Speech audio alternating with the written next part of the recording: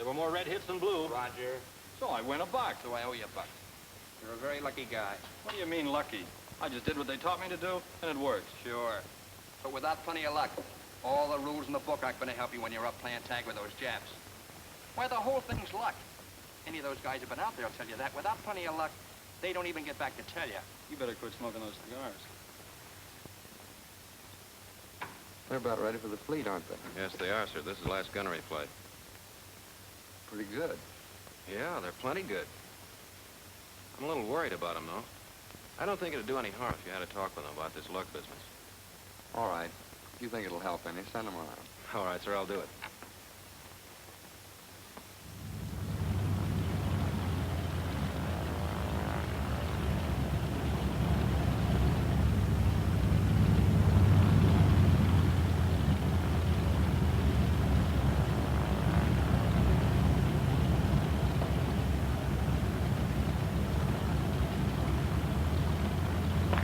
There he is. Come on.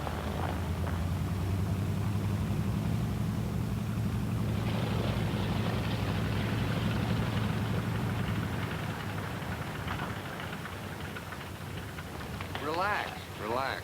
You're not in any trouble. Yet. What I mean is, there's not so much of a gamble in aerial combat as you seem to. Now, I'm not going to give you a lecture because nobody can tell a fighter pilot how to meet all combat situations. But there are certain definite rules. I like to call these laws for air combat. We didn't make these laws. They made themselves. In battle, the hard way. And the enemy will be quick to enforce these laws. The penalty, well, it may mean more than the loss of a plane and pilot. I think it would be a good idea if I could show you exactly what happened one day in the Pacific. Then you can decide for yourselves whether it's better to trust to luck or stick to the rules. You got a match? Yes, sir. Here you are. No, I don't want a light. I just want something to use for a flat top here.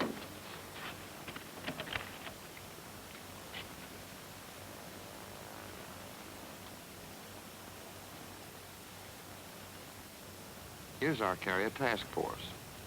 We're moving in at high speed against a strongly held Jap base. If we can catch these Japs flat-footed, that's half the battle. We can really take over. But if we allow an enemy scout to spot us and radio a contact report, we'll have to fight our way all the way in, and that will cost us plenty.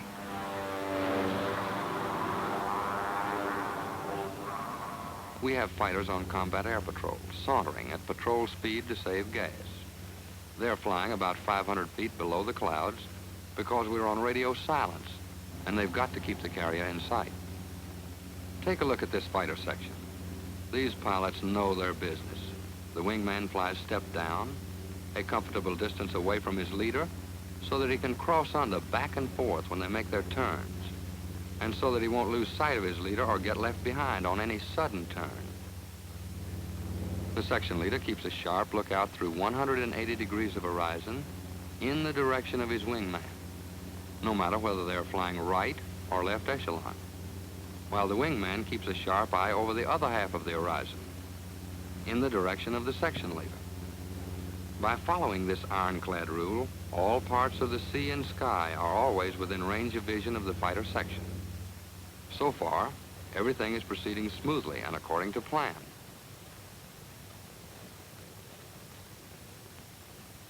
Suddenly, the radar picks up an enemy scout about 30 miles away. It is absolutely necessary to intercept him and knock him off before he spots the task force. Scarlet 1, this is Scarlet Base. Scarlet 1, this is Scarlet Base. Vector 0, forward, 5, over. This is Scarlet 1. Vector 045, Wilco, out.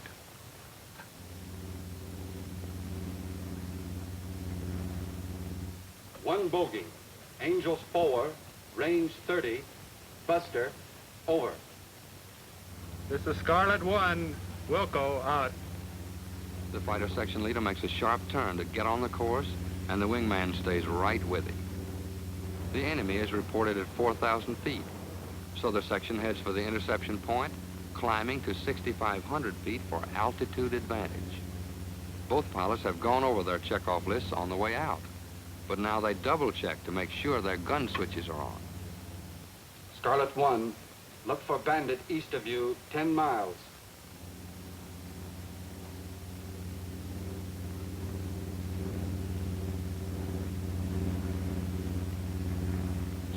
This is Scarlet 2, 1 bogey, 1 o'clock, below. Tally-ho, 1 bandit, twin-engine land plane. This is Scarlet 1, out. It's a twin-engine land-based bomber, and it fairly bristles with armament. Fixed guns forward and free guns above and below. Nevertheless, without a fighter escort, it ought to be cold meat. Just the same, this section isn't taking any chances. The Jap lookout doesn't see the fighters approaching. Why? Because the section is taking full advantage of every break in order to make sure of getting the snooper before he can send back a contact report. The section leader wants the elements of surprise and position on his side, so he makes use of cloud cover and stays in the sun as he gets set for an overhead attack. He parallels the course of the scout, coming out from behind a cloud in proper position to begin his run. Just as the Jap comes into view, the leader rolls over and down on him. With his leader out of range, the wingman follows in. As the leader closes the range, he takes careful aim to hit the starboard engine and opens fire.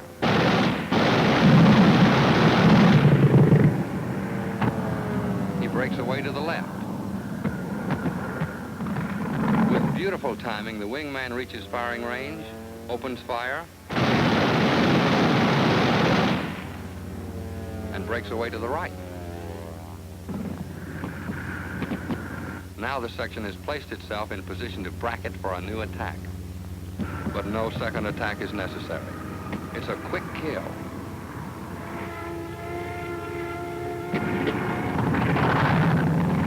Scarlet base, this is Scarlet 1. Enemy shot down in flames. Request vector, over. Scarlet 1, this is Scarlet base.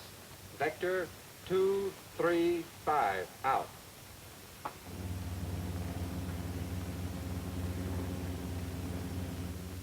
This section followed the rules, made no mistakes, took advantage of the sun and clouds, made an excellent choice of attack, didn't waste any time, and the enemy scout had no chance to spot the task force or radio a contact report. These gents did a nice piece of work, but that's only the end of round 1. Now the radar picks up a second shadower, and another section is vectored out, this time on a southwest course to intercept him. And it's the same story.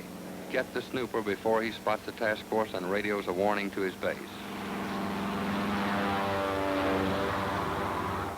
But right off the bat, this section finds itself in for a little trouble. The enemy has the advantage of being between the fighters and the sun. There are scattered cloud formations that will give the Jap a chance to take cover.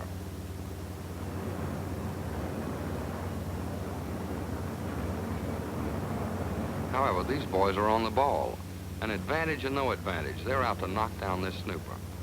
As soon as they get on the course, they complete their checkoff lists.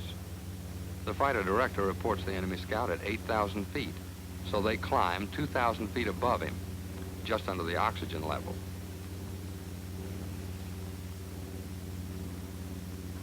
Tally-ho, 1 bandit hawk. This is Scarlet 3, over.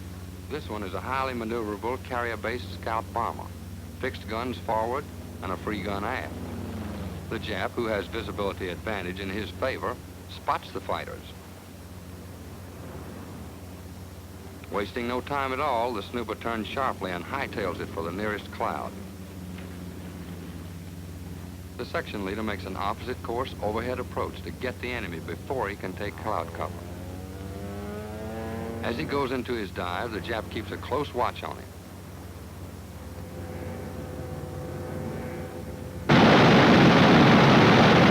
Nears the firing position, the Jap free gunner lets go with a burst.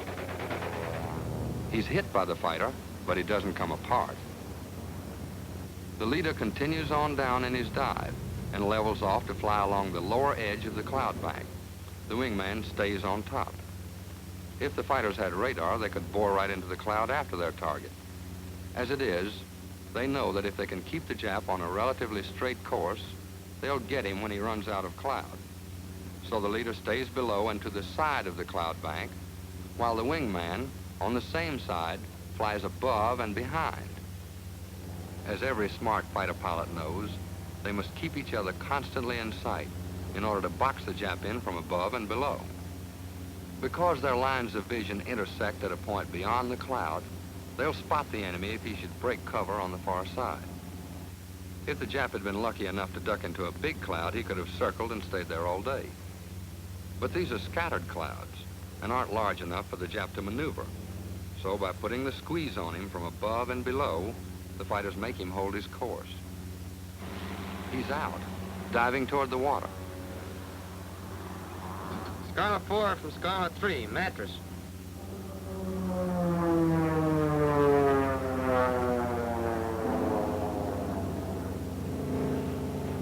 There's a great temptation to go barreling on in. But even though the Jap has had time to report carrier-based planes, he hasn't sighted the task force. So there's no need to risk a stern approach and give the Jap pre-gunner a pot shot. This Jap is smart. He knows that if he stays within a couple of 100 feet of the surface, the fighters can't make overheads or high side runs on him because they won't have enough airspace to pull out. But the section is smart too. They bracket the Jap for a flat side approach. The leader starts his run while the wingman stands by to go in from the opposite side. Just as the leader comes into firing position, the Jap noses down and turns toward him sharply, crossing him up on his lead. The leader has to break off to keep from hitting the water. And seeing this, the wingman swings smartly to the opposite side of the target, out of range of the gunner, and the Jap is still bracketed.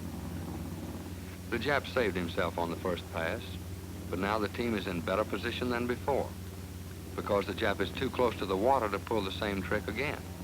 The wingman makes a run to draw the fire of the free gunner, who doesn't know whether this is only a feint or the old 1-2 knockout punch.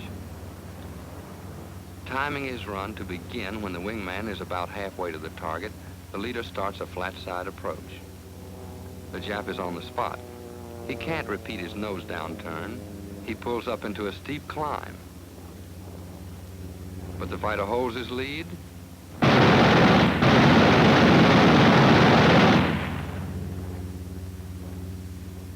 And that's the end of shed number 2. All the breaks were against these fighters. They had the sun in their eyes, and the enemy had cloud cover.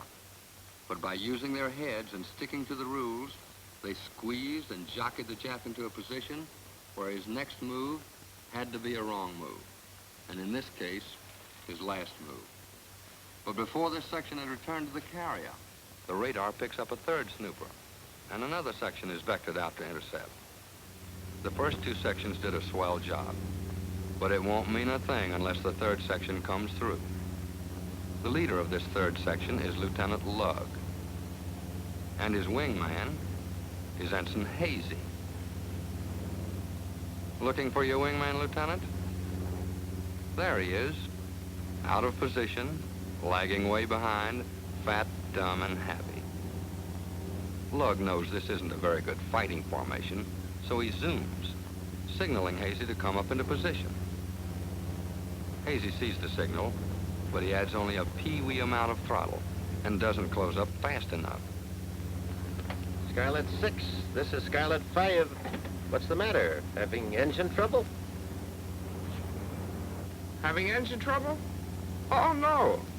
Everything's okay. Well, then close up. Okay. That's great. Your program is coming in fine, and you have a very interested audience. Scarlet 5, this is Scarlet Base. Correct your vector. Scarlet Base, this is Scarlet 5. What is the vector? Vector 060. Hazy has overshot in closing up and is flying in a kind of sandwich formation above his leader, so he doesn't see the turn. Come on, Hazy, get back into position.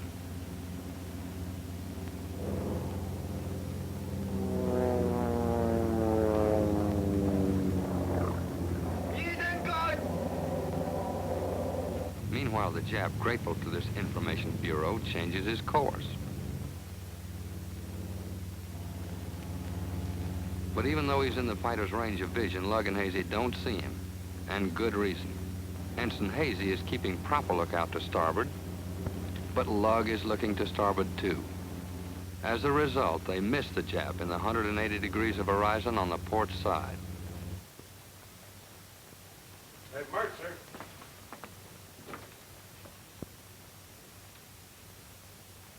Fighter's still going out, sir. They've missed him. How the hell could they miss him? Damned if I know, but they did. Scarlet 5, Hey Rube, Vector 335, gate, over. Wilco! And finally, by the time the fighter director puts them back on the course, they're in for a long stern chase.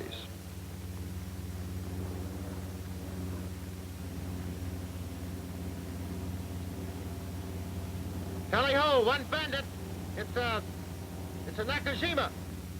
Nagoya. It's a Kawanishi. No, that's a flying boat. I guess it's a Mitsubishi bomber. Anyway, it's pretty big. Mr. Lug is the eager type. No time wasted on thinking. Just boils right in from a rotten position with no altitude advantage. His angle is wrong. He aims at the whole plane instead of the far side engine. Opens fire too soon and gets pulled flatter than a flounder. What's more, he gets himself sprayed nicely by the Jap tunnel gun. There goes Hazy, on his way to win the war. Good position and fundamental gunnery runs mean little to him. He thinks the Hazy version of a flat side is good enough. His angle of approach isn't too good, but at least he's lined up on the target. He squeezes the trigger. Uh-oh, he forgot to flip his gun switch. And now, instead of bracketing, these masterminds have rendezvoused on the port side in a flying beautiful formation. The Jap, with true Oriental courtesy, feels that three's a crowd, and not wishing to intrude on the happy pair, he gracefully withdraws into cloud cover. They fail to box him in from above and below, and he makes his getaway using the cloud as a smokescreen. The Jap is really making saps out of these people. Looks like they're diverging. Yeah, I know. They've lost him again.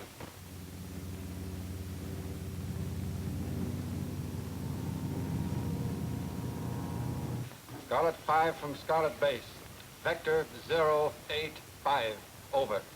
Once again, the fighter director has to lead them by the hand to put them back on the trail. And when they finally catch up, Lug barrels in for another attack.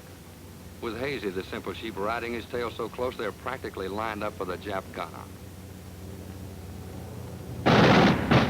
Lug opens fire too soon and wastes ammunition. Hazy follows in too soon and... Look, he's hit Lug's wing. That's a big help. This time they've rendezvoused to starboard of the enemy.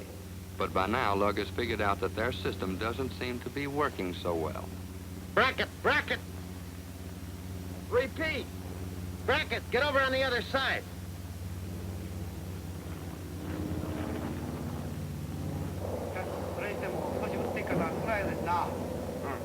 Now that the boys have started to give a reasonable imitation of a fighter section that knows its business, the Jap realizes that they are getting smarter, and he eases down to 500 feet. Lug starts a flat side approach, and it looks like the Jap is finally in for plenty of trouble. Lug gets into effective firing position, and... Now what's the matter? His engine hasn't been hit, but it won't run on an empty tank, Lug. This makes the Jap gunner very happy, and he nearly rips Lug's wing off.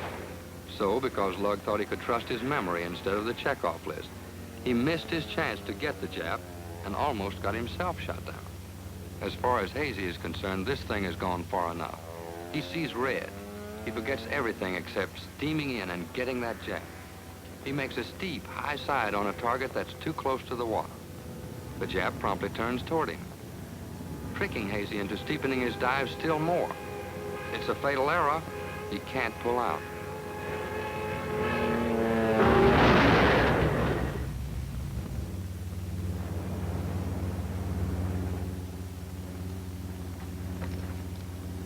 Scarlet Base, this is Scarlet 5. Wingman killed. Snooper still on same course. Pancake hurt. Pancake gun. Pancake shoot.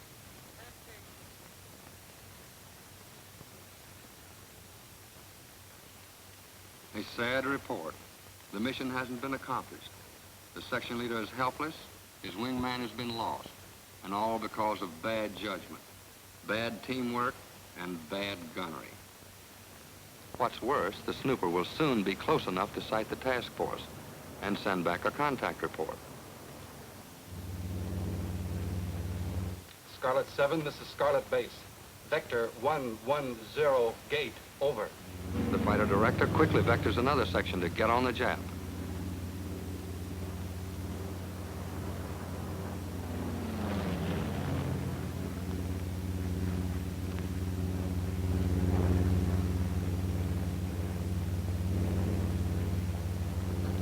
Tally ho, 1 bogey, 12 o'clock. This is Scarlet 7. There he is. See him? That tiny speck dead ahead, just above the horizon. A head-on attack may get him before he sights the carrier. The carrier task. Scarlet 8, flat side. The wingman pulls up for a flat side to draw the Jap's attention away from the leader.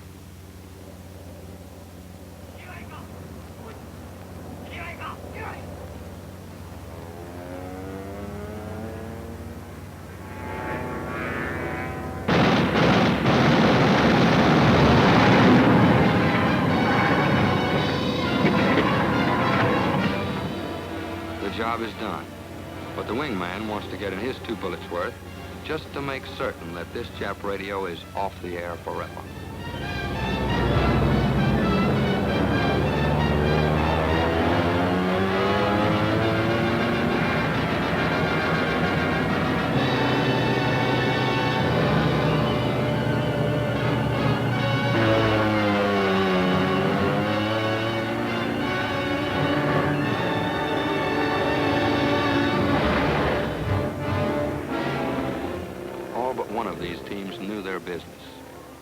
The business of destroying or being destroyed.